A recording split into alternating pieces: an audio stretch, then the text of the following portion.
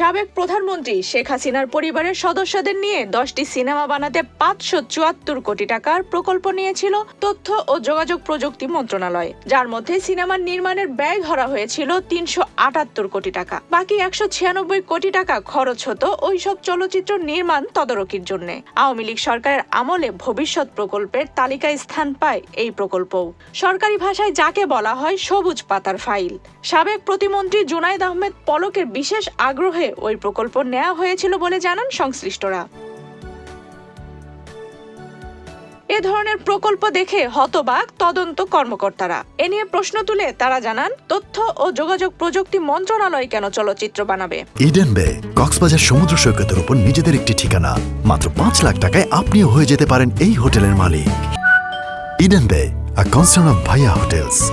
সরকারের হাইকমান্ডকে খুশি করার জন্যই সাবেক প্রতিমন্ত্রী জুনায়েদ আহমেদ পলকের বিশেষ আগ্রহে ওইসব প্রকল্প নেওয়া হয়েছিল বলে জানান সংশ্লিষ্টরা।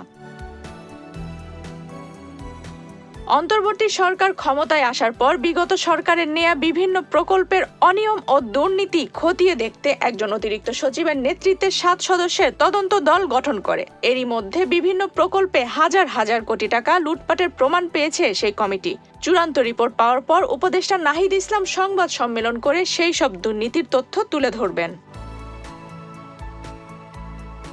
বাংলাদেশে 4 থেকে 5 কোটি টাকায় চলচ্চিত্র নির্মাণ হয়েছে এমন সংখ্যা খুবই কম বলে জানিয়েছেন বিশিষ্ট চলচ্চিত্র পরিচালক এস.এ. হক অলিক। সচরাচর কোটি টাকার নিচেই বাংলাদেশি সিনেমা নির্মাণ করা হয়ে থাকে বলেও জানান তিনি।